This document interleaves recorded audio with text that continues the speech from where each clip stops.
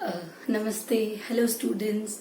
Welcome to our channel Sonakshi Classes and this is Meenakshi Manhas, your mathematics teacher. So ये हमारी दूसरी video है. पहली video में मैंने आपको समझाया था कि सेट्स क्या होते हैं, ठीक है. तो अब अगर आपको अब इस वीडियो में मैं आपको एक्सरसाइज 1.1 करवाऊंगी, यूनिट 1 क्लास 11th. तो अगर आपको उससे पहले का जो बेसिक कॉन्सेप्ट समझने हैं कि सेट क्या होते हैं या सेट को किस तरीके से लिखा जाता है, सेट की दो फॉर्म्स क्या थी, या फिर कुछ मैथमेटिकल सेट्स मैंने आपको करवाए थे पिछली वीडियो में, और मैंने आपको ये भी बताया था कि बिलोंग टू और डज नॉट बिलोंग्स टू क्या होते हैं. तो आप पिछली वीडियो में जाके देख सकते हैं. मैं उस वीडियो का लिंक यहाँ पे डिस्क्रिप्शन बॉक्स में डाल दूंगी. You can go and see that. So अभी जो है I am going to start with exercise 1.1. I have already written the questions on the board और हम जो आपका फर्स्ट क्वेश्चन करेंगे. देखिए फर्स्ट क्वेश्चन में क्या बोलते हैं, आपको बताना है कि which of the following are sets. इनमें से सेट्स कौन कौन से हैं. तो मैंने आपको बोला था कि सेट क्या होता है. Set is a well defined collection of objects, यानी कि एक कलेक्शन ऑब्जेक्ट्स की जो वेल डिफाइंड हो, यानी कि जो डेफिनेशंस कभी भी वेरी ना करे या फिर जिनकी डेफिनेशंस में कोई भी एम्बिग्विटी ना हो, कोई भी कंफ्यूजन ना हो. ठीक है. तो सबसे पहले मैंने बोला the collection of all months of year beginning with letter J. तो जितने भी मंथ्स हैं आपके एक साल में जो जे से स्टार्ट होते हैं, आपने उनके बारे में बताना है. तो देखिए इसमें क्या क्या आ जाएगा जो जे से स्टार्ट होते हैं. देखिए सबसे पहले आ जाएगा आपका जनवरी, फेब्रुवरी, मार्च नहीं आएगा, अप्रैल भी नहीं आएगा, मई भी नहीं आएगा, जून. उसके बाद क्या आ जाएगा आपका जुलाई, उसके बाद अगस्त, सितंबर, अक्टूबर, नवंबर, दिसंबर. तो हमने देखा कि जो हमारा जनवरी से लेकर दिसंबर तक हमारे पास क्या आता है, जनवरी, जून एंड जुलाई. तो हमारे पास 3 एलिमेंट्स आ जाते हैं इस सेट में. तो इसी तरीके से ये क्या बन जाता है, आपका सेट बन जाता है. ठीक है. सो पहला the collection of all months of a year beginning with letter J, ये आपका क्या हो जाएगा, ये आपका एक सेट हो जाएगा. ठीक है. सेकेंड है the collection of most talented writers of India. देखिए collection of most talented writers of India, वो तो सबके अपने अपने होते हैं. जैसे फॉर एग्जाम्पल मुझे चेतन भगत जी के नॉवेल्स पसंद है, या मुझे मुंशी प्रेमचंद जी पसंद है, या फिर कुछ भी जो भी आप और आप लोगों की अपनी अपनी होंगी. किसी को एपीजे अब्दुल कलाम की बुक अच्छी लगी होगी, या किसी को कुछ अच्छा लगा होगा, या किसी को ऐसे कोई राइटर अच्छे लगे होंगे जो बहुत फेमस ना हो लेकिन उनके एरिया के राइटर्स है, बट उनको फिर भी उनका लिखा हुआ पढ़ना अच्छा लगता होगा. तो इसका मतलब वहां पर वो जो सेट है उसमें हम सबकी अपने अपने अकॉर्डिंग अलग अलग एलिमेंट्स आएंगे. सो इसका मतलब जो हमारी जो सेट नहीं, जो हमारा जो कलेक्शन है उसमें सबके अलग अलग एलिमेंट्स आएंगे. इसका मतलब हमारा the collection of most talented writers of India set नहीं है. ठीक है. समझ में आया सेट क्यों नहीं है, क्योंकि मेरे अकॉर्डिंग वो अलग होंगे, आपके अकॉर्डिंग वो अलग होंगे. हो सकता है किसी को फॉरेनर राइटर्स पसंद हो, या हो सकता है किसी को लोकल राइटर्स पसंद हो. ठीक है. सो अपने अपने अकॉर्डिंग हम सबके अपने अपने टेस्ट के अकॉर्डिंग हमारी डेफिनेशन जो है वो चेंज होगी. So this is not a set. Next देखिए a team of 11 best cricket batsman of the world. देखिए best cricket batsman, for example मेरी को personally I love Virat Kohli batting and I love him as a cricketer. But आप लोगों का अपना अपना होगा. किसी को MS धोनी पसंद होगा, किसी को Sachin Tendulkar as a cricketer पसंद होगा. तो हम सबका अपना अपना टेस्ट है. So this is also not a set. ठीक है. उसके बाद the collection of all boys of your class. अब आपकी क्लास में कितने बॉयज पढ़ते हैं, यू कैन काउंट दैट. ठीक है. तो आप उसको काउंट कर सकते हैं. वो जो नंबर ऑफ बॉयज आपकी क्लास के हैं वो सेम रहेंगे. ठीक है. और वो वेल डिफाइंड होंगे. इसीलिए ये क्या हो जाएगा, दिस इज योर सेट. अब आपका आ जाता है फिफ्थ वाला the collection of all natural numbers less than 100. कि जितने भी नेचुरल नंबर्स का कलेक्शन है जो लेस देन 100 हो, वो भी हमारा क्या आ जाता है, वो भी हमारा एक सेट आ जाता है. तो उस सेट को हम किस तरीके से लिख सकते हैं, the collection of not all natural number less then 100 क्या आ जाएगा उसमें 1 2 3 4 इस तरीके से कहां तक एलिमेंट्स आ जाएंगे आपके 99 तक, क्योंकि इन्होंने बोला लेस देन 100. तो आप देख सकते हैं ये भी आपका क्या है, कलेक्शन ऑफ नेचुरल नंबर भी आपका क्या है, सेट है. ठीक है. नेक्स्ट है collection of novels written by Munshi Premchand. अब देखिए जो मुंशी प्रेमचंद है वो राइटर है, उन्होंने कितनी नॉवेल्स लिखी होंगी. ठीक है. 20 होंगी, 30 होंगी, या 100 होंगी, 150 होंगी, या जितनी भी होंगी. We can count that novels. ठीक है. हम उनको काउंट करके ब्रैकेट में लिख सकते हैं, डाल सकते हैं. सो वो भी क्या बन जाएगा, वो भी आपका क्या बन जाएगा, सेट बन जाएगा. तो नेक्स्ट आता है आपका the collection of all even integers. जितने भी इवन इंटीजर्स हैं उनका कलेक्शन को आप क्या बोलेंगे. देखो जैसे क्या आ जाएगा आपका, इवन इंटीजर्स है ना, तो यहाँ पे क्या आ जाएगा -4, ठीक है, -2, 0, ठीक है, 2, 4, 6, तो ये सब क्या आ जाएगा आपका, ये सब आपका क्या आ जाएगा, इवन इंटीजर्स का कलेक्शन, तो ये भी आपका सेट होगा। फिर the collection of all questions in this chapter, अब आपके चैप्टर 1 के, चैप्टर 11 क्लास 11th का चैप्टर 1 में जितने भी क्वेश्चंस आप उनको काउंट कर सकते हैं, और वो थ्रू आउट, जो भी आपकी बुक के क्वेश्चन है वो थ्रू आउट इंडिया सीबीएसई जो बच्चे पढ़ते हैं उनके लिए सेम ही रहेंगे। So this collection is also well defined, so it is also a set. Next है collection of most dangerous animals of the world. अब ये क्या बोल रहे हैं कि उन डेंजरस एनिमल्स की कलेक्शन पूरी दुनिया की। अब देखिए सबकी डेंजरस की डेफिनेशन अलग अलग है। मेरे लिए तो लिजर्ड भी डेंजरस है। I sometimes find that wasp also dangerous, होती है ना येलो कलर की वैस्प, तो मैं तो उससे भी डरती हूँ। सो मेरे लिए वो भी डेंजरस है। और कुछ लोग ऐसे होंगे जो शेर से भी नहीं डरते होंगे, तो उनके लिए शेर भी डेंजरस नहीं होगा, ठीक है। मैं तो स्नेल से भी डर जाती हूँ, तो मेरे लिए तो snail is also a dangerous animal. So it is accordingly everybody has their own definition of dangerous animals. So ये भी सेट नहीं है। So this was all about your question 1। I hope आपको अच्छे से समझ में आया होगा। अगर आपको फिर भी नहीं समझ में आया है तो आप कमेंट बॉक्स में कमेंट करके लिख सकते हैं, मुझे बता सकते हैं कि आपको क्या डाउट है। और इसके अलावा भी अगर आप कोई भी क्वेश्चन मुझसे पूछना चाहते हैं, so you can write that question in the comment box and I will definitely answer all your queries. Okay, so ये तो हो गया हमारा question number 1। So now moving on to your question number 2। Question number 2 में बोलते हैं आपका जो ए सेट है उसमें क्या एलिमेंट्स है, 1, 2, 3, 4, 5, 6, ठीक है। Right, insert the symbol. मैंने आपको बताया था इसको हम क्या बोलते हैं, बिलोंग टू, और इसको हम क्या बोलते हैं, डज नॉट बिलोंग टू, ठीक है। तो आपको इनको ब्लैंक स्पेसेस में डालना है। तो सबसे पहले क्या आपका 5 ए में आता है, हाँ जी 5 बिल्कुल ए में आता है, तो यहाँ पे क्या आएगा, बिलोंग्स टू, वेरी गुड, ठीक है। उसके बाद क्या आपका 8 आता है ए में, नहीं आता है, तो यहाँ पे क्या लगेगा आपका, डज नॉट बिलोंग्स टू। उसी तरीके से क्या आपका 0 बिलोंग करता है इस सेट से, नहीं करता, ये भी क्या आ जाएगा, डज नॉट बिलोंग्स टू। क्या आपका 4 इस सेट में आता है, जी बिल्कुल आता है, ये आ जाएगा आपका बिलोंग्स टू, ठीक है। तो 2 इसका एलिमेंट है क्या इस सेट का, तो ये भी क्या आ जाएगा, बिलोंग टू। 10 है, नहीं है, तो ये भी क्या आ जाएगा, डज नॉट बिलोंग्स टू। सो ये क्वेश्चन में आपको क्या करना था, आपको पता है कि मैंने आपको समझाया था अच्छे से कि बिलोंग टू या नॉट बिलोंग टू का क्या मतलब है। बिलोंग टू हो गया अगर वो उस सेट से बिलोंग करता है, यानी वो उस सेट का मेंबर है, तब हम बिलोंग टू कहते हैं। अगर वो सेट का मेंबर नहीं है तब हम क्या कहते हैं, डज नॉट बिलोंग टू या नॉट बिलोंग टू। और we can simply use this sign of epsilons, this is for belong to and this is for does not belong to, ठीक है। I hope question number 1 and question number 2 are very much clear to you. Okay, now moving on to question number 3. So question number 1 और question number 2 आपको अच्छे से समझ में आ गया। So now moving on to question number 3, जो कहता है कि write the following sets in roster form. अब ये सेट्स आपको सेट बिल्डर फॉर्म में दिए हैं and now you have to change this sets in your roster और you can see your tabular form, ठीक है। देखिए आपका फर्स्ट पार्ट क्या बोलता है, ए जहां पे x जो है, x is an integer and जो x है इट लाइज बिटवीन -3 एंड -7।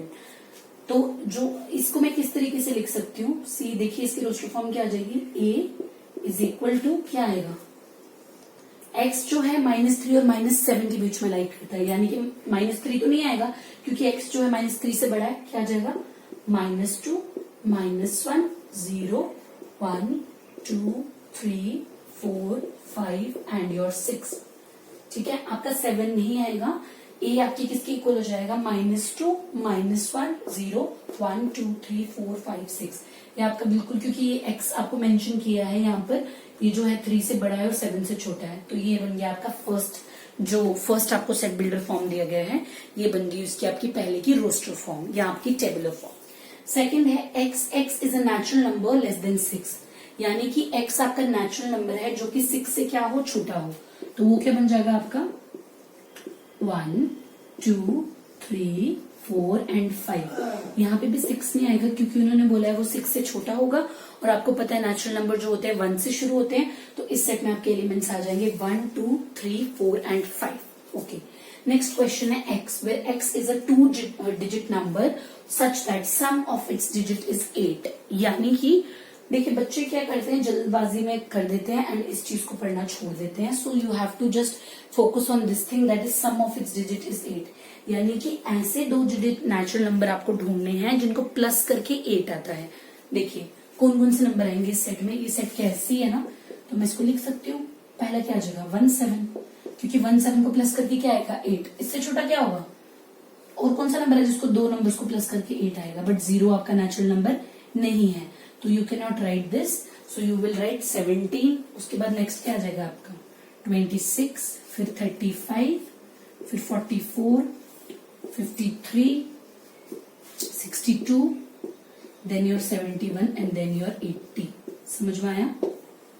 सो देखिए बिकॉज जो 08 है वो आप क्यों नहीं शामिल कर सकते, क्योंकि 08 को आप क्या लिखते हैं 8 लिखते हैं, ठीक है ना. लेकिन हमको यहाँ पर क्या लेने हैं, हमको यहाँ पर 2 डिजिट नंबर लेने हैं ना, तो इसीलिए. समझ में आया.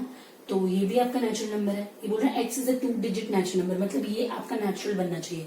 17 भी नेचुरल है, 26 भी नेचुरल है, 35, 44, 53, 62, 71 and 80 all are natural. And that too इनको प्लस करने से हमेशा 8 आएगा. आप 3 और 5 को प्लस करेंगे 8 आएगा, 4 और 4 को प्लस करेंगे तो 8 आएगा. I hope you are getting this. ठीक है. So the next is x is a prime number which is a divisor of 60.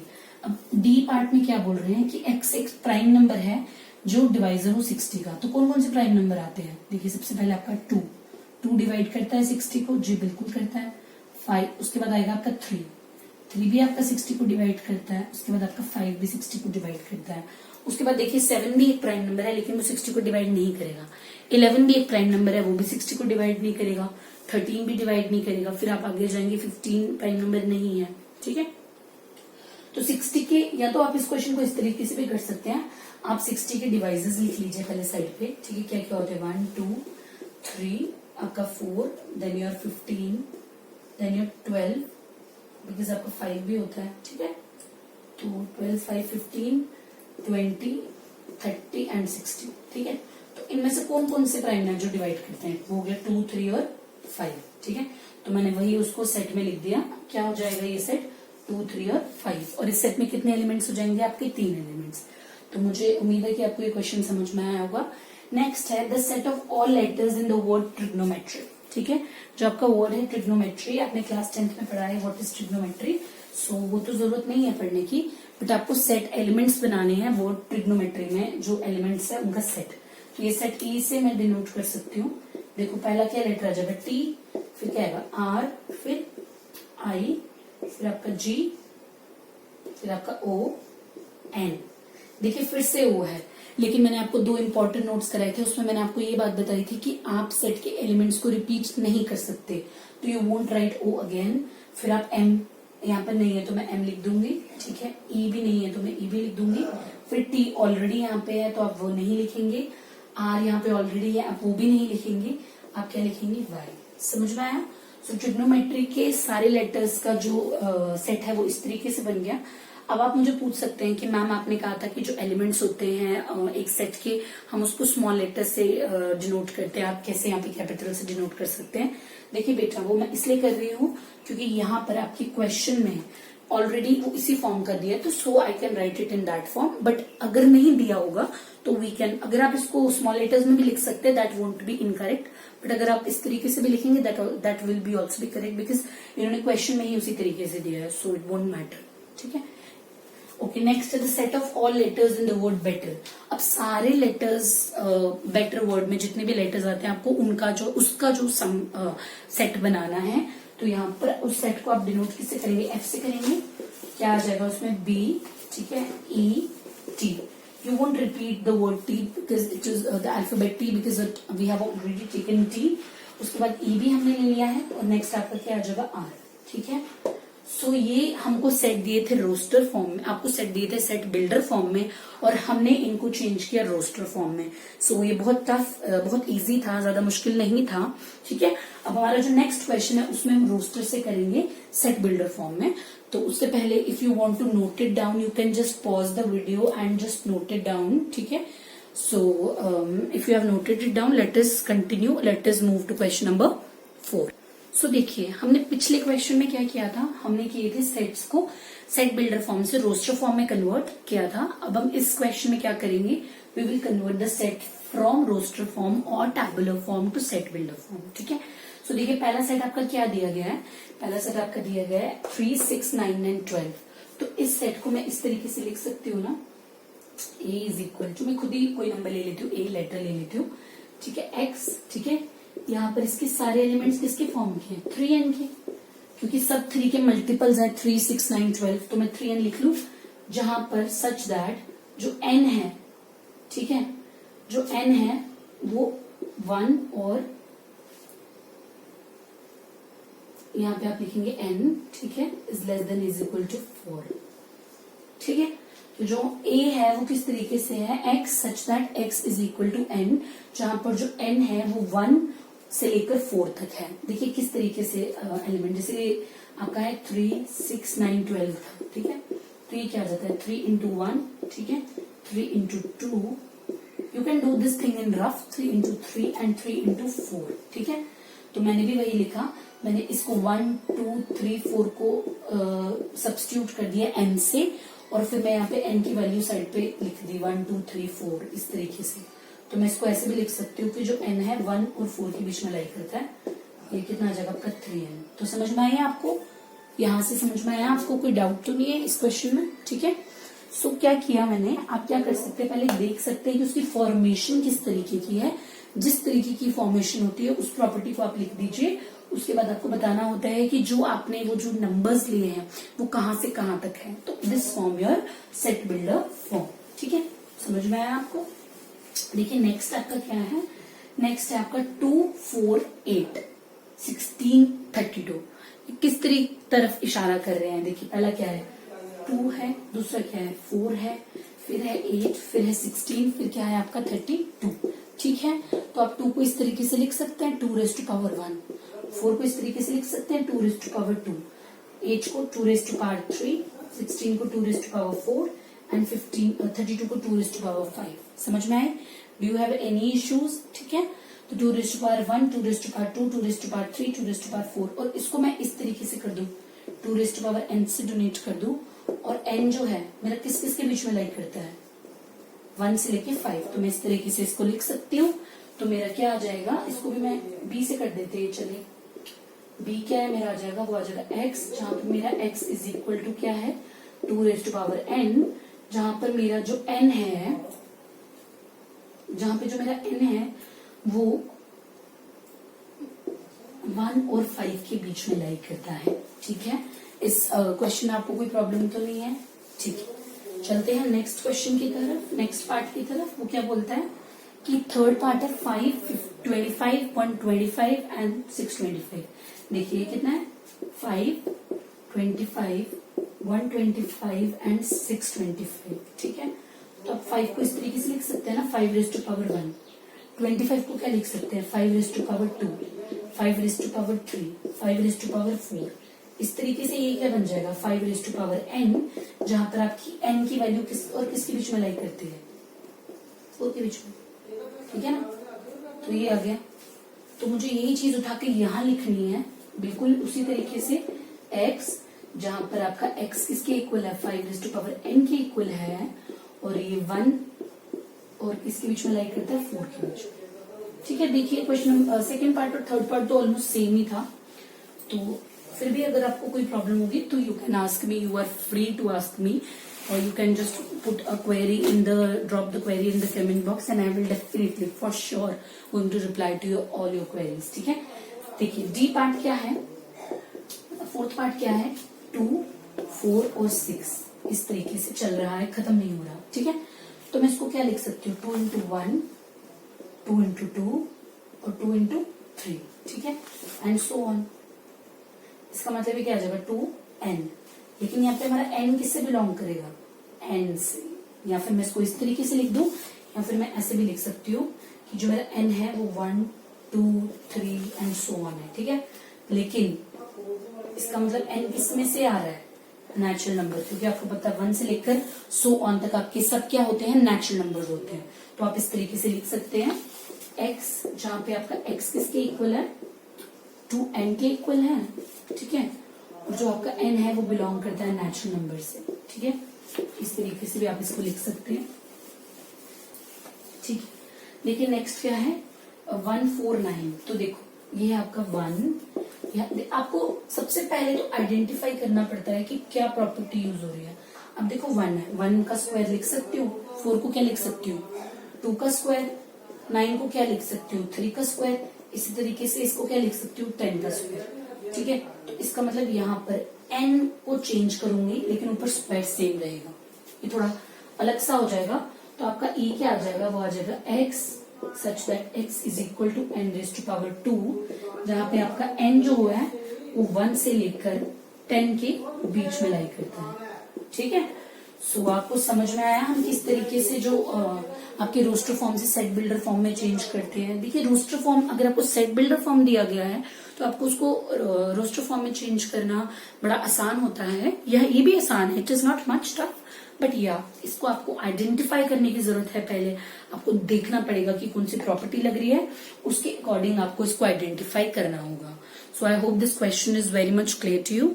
So now moving on to the next question. Okay, so question ये आपको element set builder form में दिए हैं और हमको change करना है इसको रोस्टर फॉर्म में, ठीक है। तो ये क्या है, x is an odd natural number, ठीक है। तो कैसे लिखेंगे आप इसको a, क्योंकि आपका x ऑड नेचुरल नंबर है तो इसके एलिमेंट इस फॉर्म के आ जाएंगे, इस फॉर्म के। तो आगे आप डॉट डॉट लगा देंगे क्योंकि नेचुरल नंबर्स तो कभी खत्म नहीं होते, तो इसी तरीके से आपके ऑड नेचुरल नंबर भी कभी खत्म नहीं होंगे। नेक्स्ट है b, where x is an integer that lies between -1/2 and 9/2. You know -1/2 is what? -0.5 और ये क्या हो जाएगा आपका 4.5। यानी कि b में आपने वो इंटीजर्स लिखने हैं जो 0.5 से बड़ा क्या होगा वहां पे 0, ठीक है। फिर 1, 2, 3 and 4, ठीक है। c है, यहाँ पे आपको x is an integer where x square is less than equal to 4। देखिए अगर आप इसका -2 डालें तो ये क्या बन जाएगा 4, ठीक है। तो इसका मतलब ये कहां से स्टार्ट हो जाएंगे -2, -1, 0, 1 and 2। D, x is a letter in the word loyal. तो ये तो बहुत आसान है, आपको इसमें लॉयल वर्ड्स के लेटर लिखने हैं LOYA। अच्छा आप मुझे बताइए कि फिर से L आएगा? जी नहीं, बिल्कुल L नहीं आएगा, क्योंकि I have told you that we are not supposed to repeat the elements of a set. So next question है आपका, X is a month of year not having 31 days. ऐसे मंथ्स आपने उस साल के लिखने हैं, जिनमें 31 डेज नहीं होते, ठीक है। तो क्या आ जाएगा आपका, देखिए यहाँ लिख देते हैं हम, ये आ जाएगा आपका E is equal to February, August, June, September and last आपका क्या आ जाएगा नवंबर। तो आप लोगों को समझ में आया ना किस तरीके से आपका सेट E बनेगा। नेक्स्ट है आपका सेट F। F में वो कॉन्सोनेंट आएंगे जो प्रीसीड करते हो K को, यानी कि वो कॉन्सोनेंट जो K से पहले आते हैं। तो कौन कौन से कॉन्सोनेंट आ जाएंगे, देखिए आपको वोवेल्स नहीं लिखने, आपको सिर्फ कॉन्सोनेंट लिखने हैं। तो क्या आ जाएगा B, C, D, E नहीं आएगा क्योंकि वो कॉन्सोनेंट नहीं है, F, G, H, I भी नहीं आएगा, J। एंड आपको K से पहले वाले लिखने हैं, इसलिए ये क्या आ जाएगा B, C, D, F, G, H, J। So I hope आपको ये क्वेश्चन क्लियर है। If you want to write it you can just pause the video and can write down the answers, but you can easily get the answers from Google or somewhere else. The basic thing which you need to understand is the concept behind these answers. तो मुझे उम्मीद है कि आपको अच्छे से समझ आया क्वेश्चन नंबर 5। तो चलिए अब हम चलते हैं हमारे क्वेश्चन नंबर 6 की तरफ। हो गया, and this is the last question of your this exercise. तो यहाँ पे आपको मैच करना है, दिख रहा है आपको this is your roster form and this is your set builder form. तो आपको इन दोनों को मैच करना है। देखिए पहला क्या है 1 2 3 6, तो वो आपको देखने में क्या लग रहा है 1 2 3 6, ठीक है। So okay, X prime number और natural number less than 10। Okay देखिए, तो क्या बोल रहे हैं आपके x is a natural number and a divisor of 6। तो x देखिए वो सब क्या है, डिवाइजर ऑफ 6 है, और ऊपर से वो सब नेचुरल नंबर है, तो वो किसके साथ जाएंगे, इसके साथ, ठीक है। सो आपका नेक्स्ट है 2 3। 2, 3 क्या है आपके ऑड नंबर्स हैं और दोनों जो है प्राइम नंबर्स हैं और दोनों जो है डिवाइजर ऑफ 6 हैं। ऑड भी है लेकिन प्राइम भी है, तो यहाँ पे लिखा है x is a prime number and a divisor of 6, तो वो जाएगा इसके साथ। ठीक है, थर्ड है आपका मैथमेटिक्स, तो ये बिल्कुल क्लियर है कि ये इसके साथ जाएगा and this is an odd natural number less than 10। So question number 6 इस तरीके से हो गया है।